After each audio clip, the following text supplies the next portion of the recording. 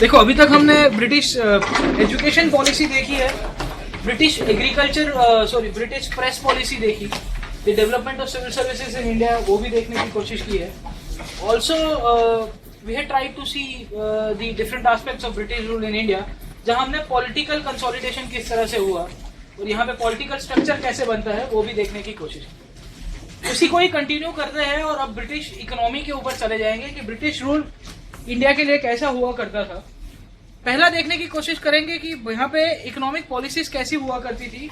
उसके पहले हम लोग देखेंगे कि आपकी एग्रीकल्चरल पॉलिसीज कैसी थी, लैंड रेवेन्यू को लेके इनका क्या पूरा का पूरा ओपिनियन था. इसके साथ साथ यहाँ पे इकोनॉमिक पॉलिसी कैसी चलती थी उसको जानने की भी कोशिश करेंगे. How the Britishers were ruling over us and what was the impact of British rule in India. और आपकी जो वित्तीय नीति थी या आपकी जो खेती को लेके जो नीति हुआ करती थी या जो आपका लैंड रेवेन्यू था, जो जमीन महसूल की नीति थी, उसको भी जानने की कोशिश करेंगे. ओके, तो land revenue policies as well as the economic policy and what was the impact of British rule on Indian economy. भारतीय जो पूरे का पूरा अर्थतंत्र है उसके ऊपर ये अंग्रेजी शासन का किस तरह से इम्पैक्ट पड़ा था वो भी जानते. पहले जानने की कोशिश करेंगे कि इंडिया का जो एग्रीकल्चर है it is fairly primary, like आप देखेगा कि it's agricultural country. This is still relevant with respect to modern times when we say that agriculture हमारे जीडीपी में करीबन 13-14% के आसपास कंट्रीब्यूट करता है. But still we say that India is agriculture country. The main reason behind is the workforce.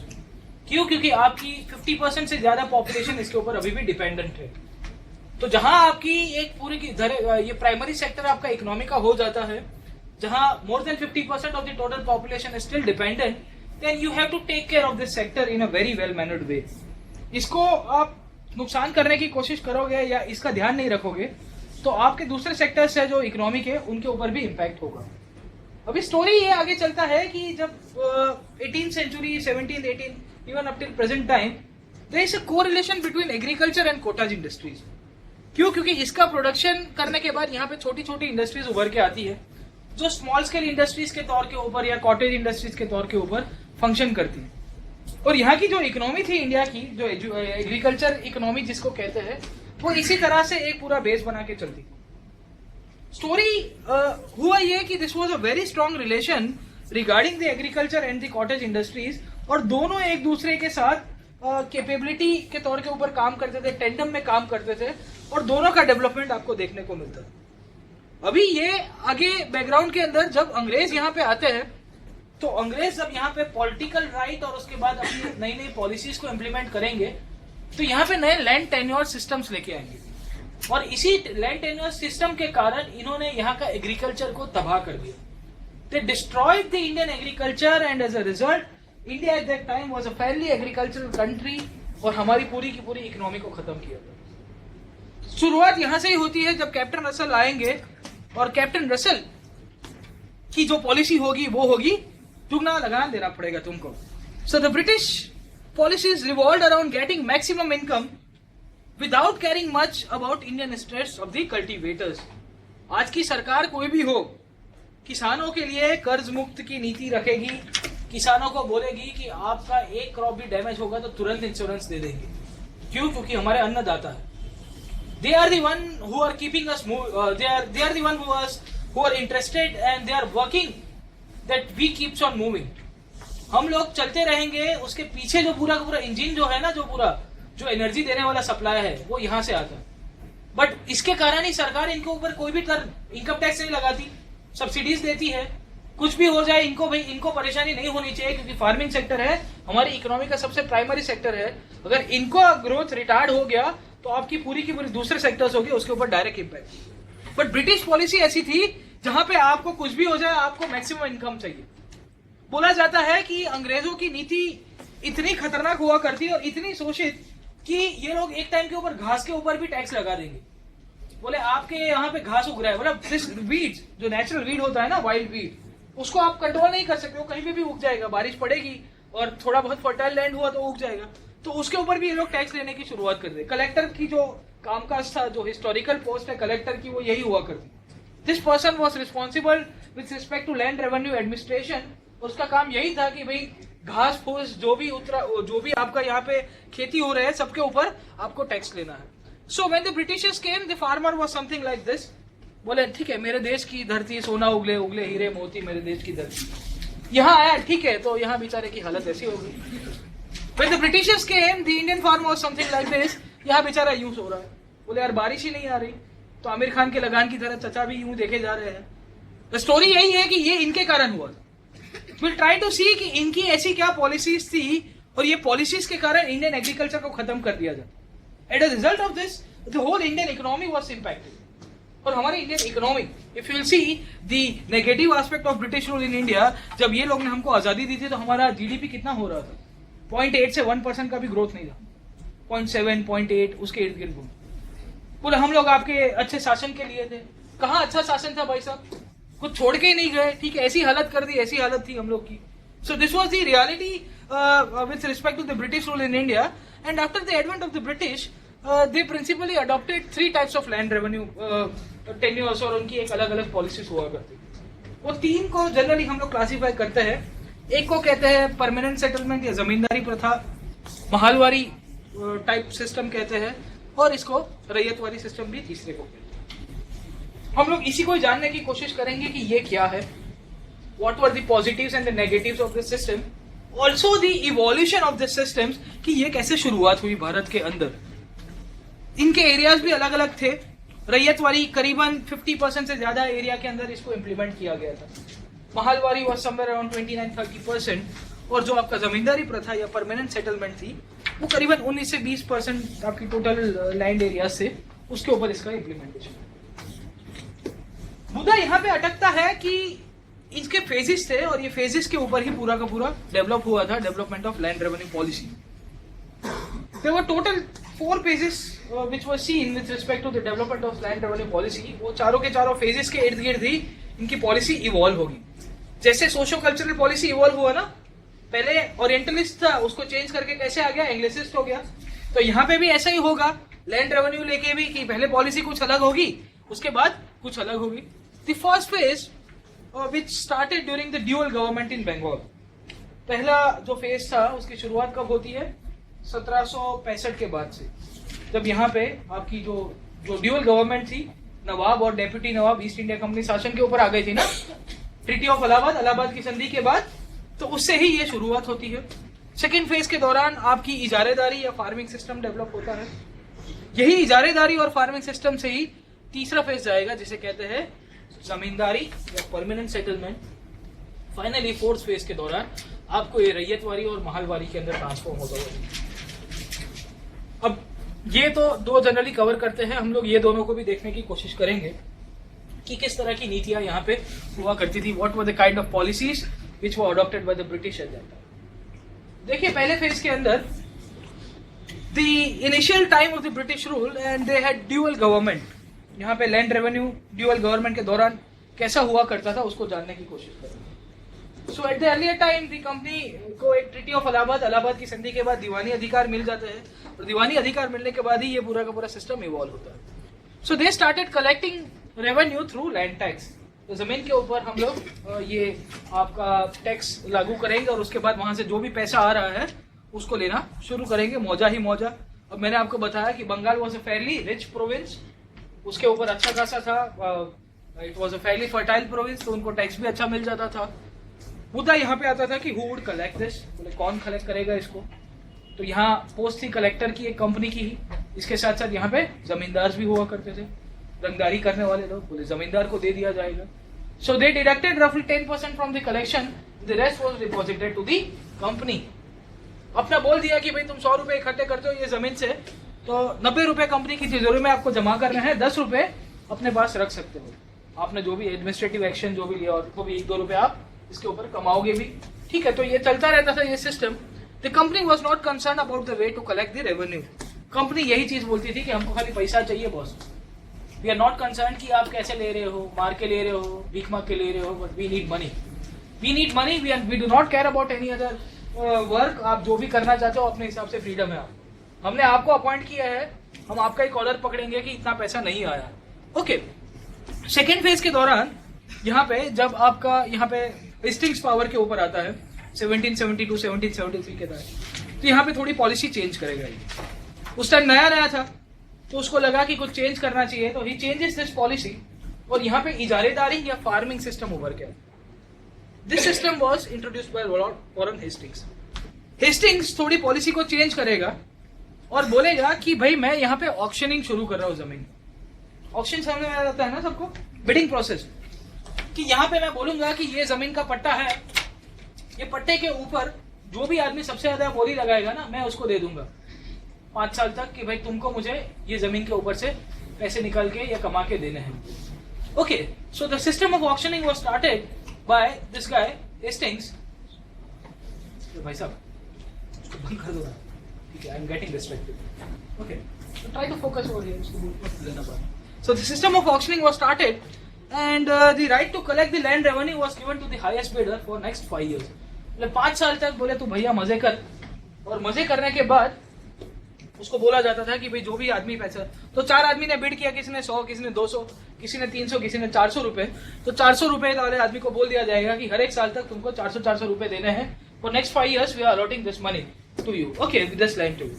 अभी ये 1777 तक आते आते इसको अबॉलिश कर दिया जाता है और एक एनुअल टेन्योर इंट्रोड्यूस किया जाता है, बोले सालाना हम लोग करेंगे। ये सिस्टम भी ज्यादा डेवलप नहीं होती है एंड 1786 तक आते आते, जब यहाँ पे जो गवर्नर जनरल मैंने बताया ना प्रमोशन वाला, अमेरिका हार के आया था ना, तो यहाँ कॉर्नवालिस आता है, तो कॉर्नवालिस को बोल दिया जाता है कि भाई इसको डेसेनियल बना दो या 10 years का बना दो, जमींदार के साथ ये पूरा का पूरा जो एग्रीमेंट कर रहे हो, इसके साथ साथ कोई नई पॉलिसी आप अपने हिसाब से डील करोगे ना तो भी चलेगा, but we need some concrete policy. ऐसा नहीं कि ये कोई आदमी आता है और पूरा का पूरा मुद्दा चेंज करा देगा। तो वहां पे ही ये लैंड रेवेन्यू पॉलिसी का डेवलपमेंट आगे चलेगा। ये आगे चलते चलते ये बीच वाला जो फेज है, वहां पे ये annual tenure to be abolished by was also abolished by 1786 act and court of directors asked Lord Cornwallis to make this decennial statement with zamindars if proved satisfactory.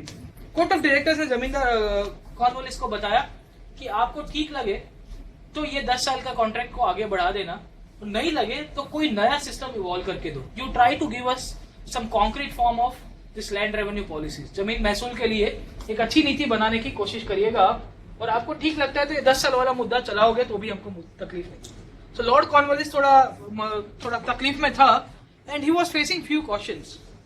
पहला क्वेश्चन यहाँ पे ये हो रहा था कि with whom the settlement was to be made. उसको पता ही नहीं था कि जमींदार के साथ मैं एग्रीमेंट करूं या टीलर्स के साथ जो यहाँ पे खेती करने वाले लोग हैं, क्योंकि जमींदार नाम की पोस्ट तो आ गई थी। देखा ना हमने सबसे पहली लैंड रेवेन्यू पॉलिसी, इसके पहले भी हुआ करती थी, मुगल टाइम से ही ये इवॉल्व हो रही थी। तो बोले किसके साथ मैं डील करूंगा, इनके साथ या जो खेती करने वाले इंसान है इनके साथ। दूसरा मुद्दा इसको लग रहा था कि what should be the state share in the produce of the land. Policy अभी तक कैसी हो रही थी, 90-10 की चल रही थी ना।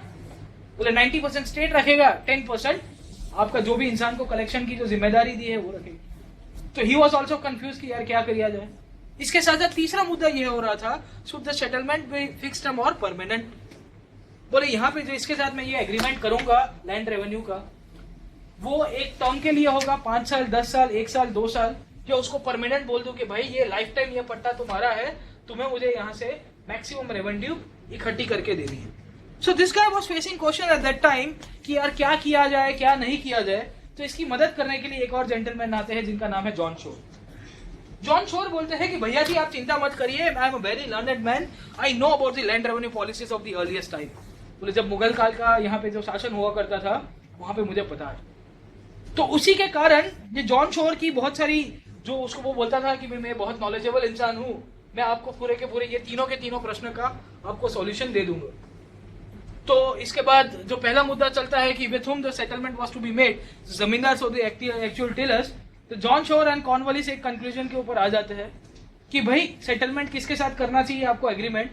तो ये लोग पूरा बहुत हिस्ट्री देखने की कोशिश करेंगे और इनको पता नहीं क्या इन्फ्लुएंस निकलता है। तो ये बोलते हैं कि मुगल काल के दौरान जो कॉन्ट्रैक्ट होता था ना वो जमींदार के साथ होता था, ना कि जो आदमी खेती करता है उसके साथ। द टिलर्स जो भी कल्टीवेटर होगा उसके साथ। पहला ऑप्शन सॉल्व हो जाता है, बोले चलो मिल गया।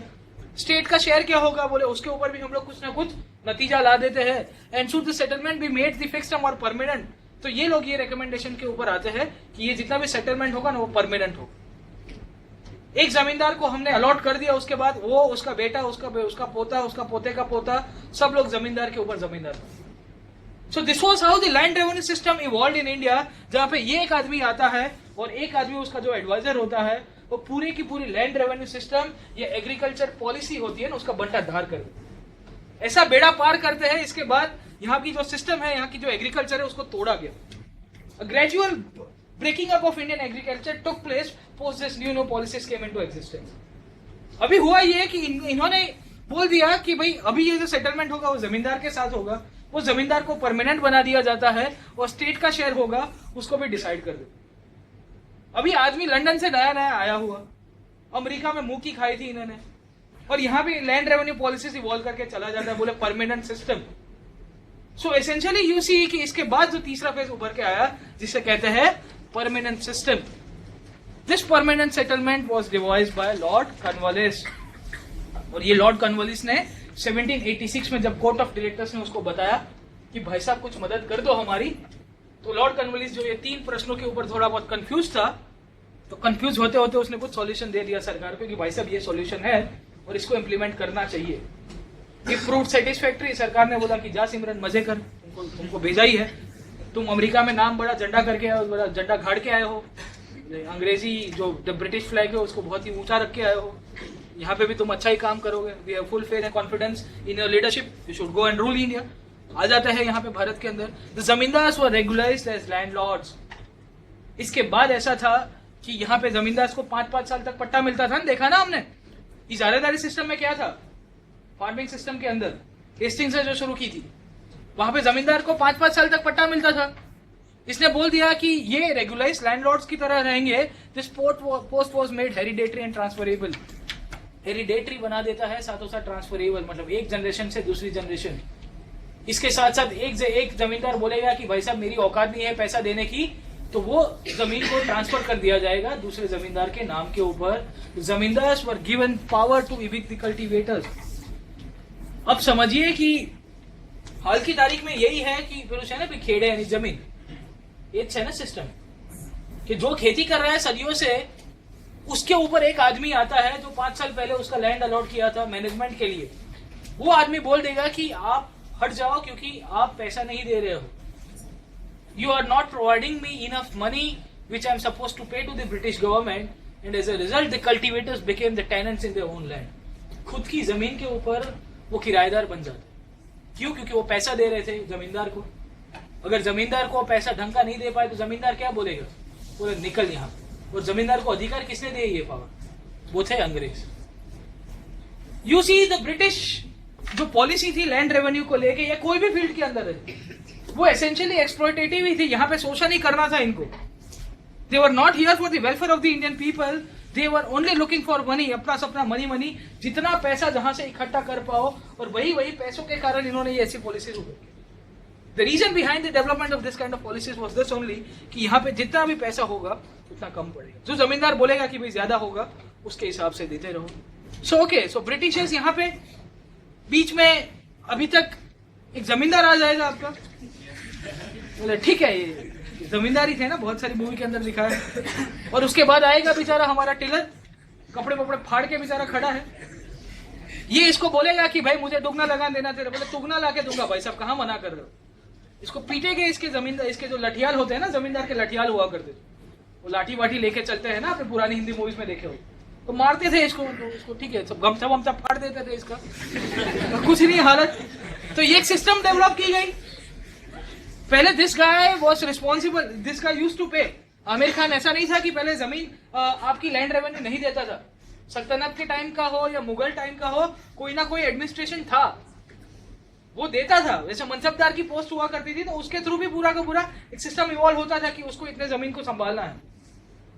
बट ऐसा है मुद्दा यहाँ पे कि इसका शोषण किया जा रहा था, क्योंकि ये आदमी तो कहीं बाहर का आया हुआ, इसका कोई लेना देना ही नहीं था। इसने खाली बिडिंग डाला और बिडिंग के बाद ये मौजा का मौजा कर रहा। ओके, सो इसके बाद जो पूरा का पूरा सिस्टम जो हमने देखा है, सो इसको क्यों डेवलप किया गया वो भी देख लेते हैं। So due to the chaos in the revenue system which was developed by Warren Hastings, the annual days of auctioning will end to the highest bidder, जो इसने डाला था ना पूरा का पूरा Warren Hastings ने। As a result of this thing, Lord Cornwallis implemented this settlement He decided to abolish the annual list system and introduced the decennial system, which was subsequently declared to be continuous. Okay, so roughly 19% of the total British India, Bengal, Bihar, Banaras, Northwest province and some portions of northern Karnataka were under this system, जिसे जमींदारी system या permanent settlement कहते हैं। अब आप देखिए कि this were the majority portions. This system came into existence somewhere around 1790s। 1790s मतलब बंगाल इनके कब्जे में था, बिहार को, बंगाल, बिहार एंड उड़ीसा वो सेम प्रोविंस था, ठीक है, उस टाइम के अंदर उतना फैला हुआ। कर्नाटक, ऑल्सो नॉर्दर्न कर्नाटक, देखिए कि टीपू सुल्तान को अच्छी तरह से सुला दिया था इन्होंने, चौथा युद्ध बाकी था, बट टीपू की टेरिटरीज अभी ज्यादा रची नहीं थी। सो यू ट्राई टू सी कि ब्रिटिश रूल ऐसी ऐसी जगह के ऊपर अपने पॉलिसीज इंप्लीमेंट करेगा जहां जहां उनका पॉलिटिकल कंसोलिडेशन हो चुका है। You try to overlap the previous classes कि जहां मिलिट्री कॉन्क्वेस्ट हुआ था ना, वहां ही वही जगहों के ऊपर अपनी पॉलिसीज को अख्तियार किया जाता। तो जहां मिलिट्री कॉन्क्वेस्ट अच्छा हो चुका था वहां पे एक नई सिस्टम। इसके बाद रैयतवारी में देखेंगे तो नया कॉन्क्वेस्ट हुआ तो नवो गोड़ी नवो दाव। तो बस एवी सिस्टम उभरीने आवशे कि भाई जूनामां कई भूलो करी, પેલો કે આ ચાર ભૂલ કરી નાખી કે નવામાં ના કરતા કે નવું નામ આપી દો। જૂનામાં પેલા કે જમીનદાર પૈસા લઈને જતો રહેતો હતો, અમરીશ પુરી પૈસા નતો આપતો કે કાઢી જ નાખો કે જમીનદાર ડાયરેક્ટ કહી નાખશે કે કંપનીનું એડમિનિસ્ટ્રેશન સ્ટ્રોંગ થઈ ગયું તો કંપનીનો ઓફિસર જ જઈને એની પાસે પૈસા લઈ જાય। એ જ હતી રૈયતવાળી system. Will try to see what were the main features of the permanent settlement. The main features of the permanent settlement: the zamindars of the Bengal were recognized as the owners of the land as long as they paid the revenue to the East India Company regularly। जब तक east India company को वो पैसे देंगे तब तक वो जमीन के मालिक बन गए। बतासु खाता खाता मोढ़ा पतासु आई कि मजा मजा पड़ी गई जो हो के तुम्हें। The government of East India Company got 89%, leaving the rest to the zamindars। 89-11 का एक क्लॉज बनाया गया। 11% will be kept for the zamindar and the 89% rest will be given to the company। The ryots become tenants since they were considered the tillers of the soil। कि रैयत है, ryot is a Persian word, फारसी भाषा से उभर के आया है।